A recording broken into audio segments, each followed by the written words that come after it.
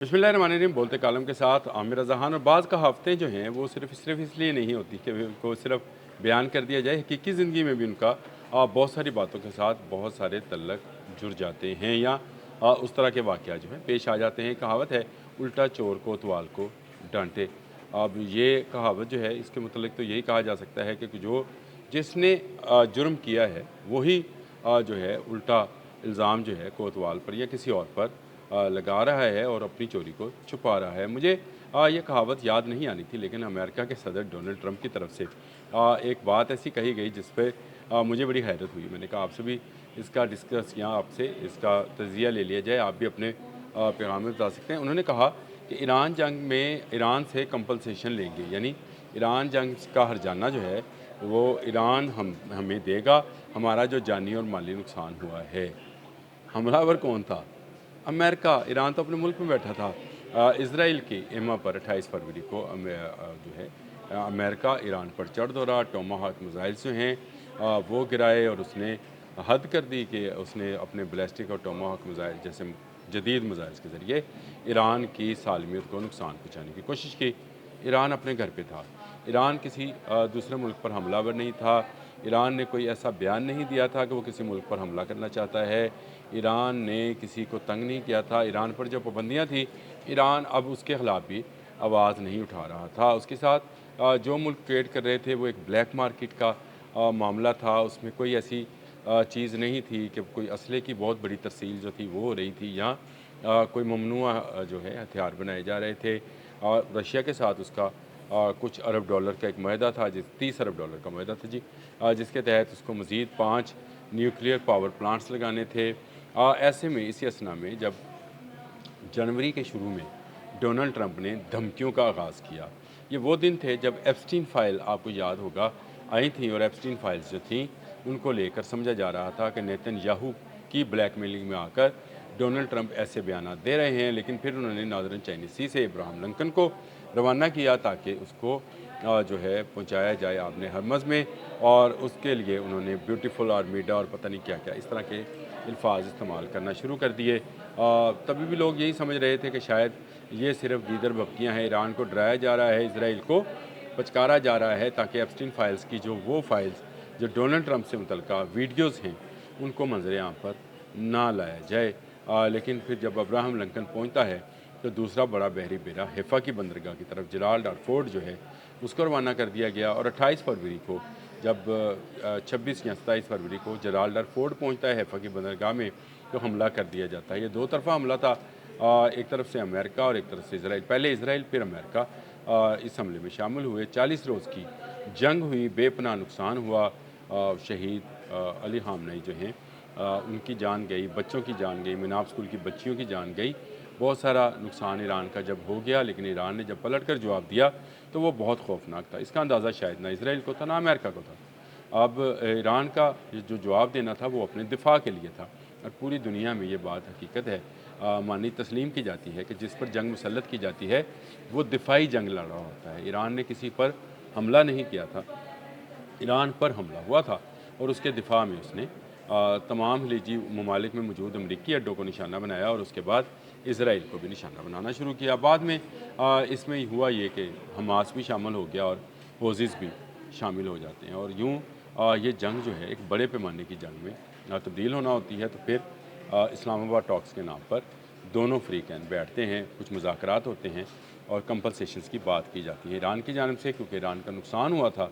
तो ईरान हक़ बजानिब था कि वो इसकी कंपनसेशन या इसका हर्जाना जो है, तावान जो है जंग का, वो हासिल करे। जो उसका नुकसान हुआ तो उसे मिलना चाहिए, और उसके लिए एक लाहेअमल ये था कि आपने हरमज़ से गुजरने वाले जहाज़ों से टैक्स वसूल कर लिया जाए और इस टैक्स के पैसों से जो है ईरान अपनी तमीरें न कर ले जब तक जो जितना वो क्लेम करता है। इसके साथ साथ उसके असासे बहाल कर दीजिए। अमेरिका ये तमाम बातें मानकर उठ के चला गया, लेकिन उसके बाद दोबारा जंग का माहौल बना। 7 जुलाई से एक नई जंग का या दूसरा मरहला इस जंग का शुरू कर दिया जाता है। इसमें इस बार भी अमेरिका हमलावर था और अमेरिका ने ही नुकसान पहुँचाया, और सिविलियंस इंस्टॉलेशन या सिविलियंस जो उनकी तनसीबात थी, जिनमें लाइट टावर्स थे, ट्रेन स्टेशंस थे, ऑयल के डिपोज़ थे, उनको सबको नुकसान पहुँचाया। पावर हाउसेस थे, उनको नुकसान पहुँचाया। एक जगह पर पानी के ज़ख़ीरे को भी जो है मिसाइल से उड़ा दिया।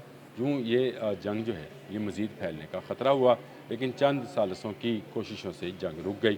اس کے بعد ایران نے کل، میں نے اس پر بھی لاک کیا تھا کہ 6 شرائط مزید پیش کی ہیں تاکہ آبِ ہرمز کو کھولا جائے۔ آبِ ہرمز کا بلاکیڈ امریکہ کی طرف سے ایران کے لیے اور ایران کی طرف سے پوری دنیا کے لیے کیا گیا تھا۔ اس کو کھولنے کے لیے ایران نے جو شرائط رکھی ان میں ان کے منجمد اثاثوں کی واپسی، تجارت کی اجازت اور جنگ میں ہونے والے نقصانات کی کمپنسیشن تھا۔ اس کے بعد سے واشنگٹن سے ڈونلڈ ٹرمپ صاحب کا ٹروتھ سوشل پر ایک بیان آتا ہے اور وہ کہتے ہیں کہ وہ کہہ رہے ہیں کہ ایران ان کا نقصان کا ازالہ کرے، یعنی ان کو نقصان بھرے۔ تو کس بات کا نقصان بھرے؟ پہلی بات تو یہ ہے کہ ڈونلڈ ٹرمپ مان گئے کہ ایران نے امریکہ کا بہت زیادہ نقصان کر رکھا ہے۔ امریکہ حملہ آور تھا اسرائیل کے ساتھ مل کر، ایران حملہ آور نہیں تھا۔ بین الاقوامی قوانین کے مطابق دفاع کا حق ہر ملک کو، بلکہ ہر شخص کو حاصل ہے۔ اگر آپ اس کو ایک انڈیویجول تک بھی لے جائیں گے تو دفاع کا حق ہر شخص کو حاصل ہے۔ دنیا کے تمام قوانین باشمول انٹرنیشنل جو قوانین ہیں جنگ کے حوالے سے، اس میں بھی یہ مسلمہ حقیقت ہے کہ جس پر حملہ آور ہوا جاتا ہے وہ اپنے دفاع میں دوسرے کو جو بھی مرضی نقصان کرے اس کو کچھ نہیں کہا جاتا ہے۔ تو امریکہ کے صدر ڈونلڈ ٹرمپ پتہ نہیں کس فریم آف مائنڈ میں تھے، یہی کہا جا سکتا، اچھے الفاظ کے ساتھ یہی کہا جا سکتا ہے کہ پتہ نہیں کس فریم آف مائنڈ میں تھے کہ انہوں نے الٹا جو ہے کمپنسیشن مانگنا شروع کر دی ہے کہ جو ہمارا نقصان ہوا ہے جانی اور مالی نقصان تو بہت ہوا ہے، اس میں کوئی شک نہیں ہے کہ امریکہ کی ساکھ جو ہے آبِ ہرمز میں ڈوبی ہے۔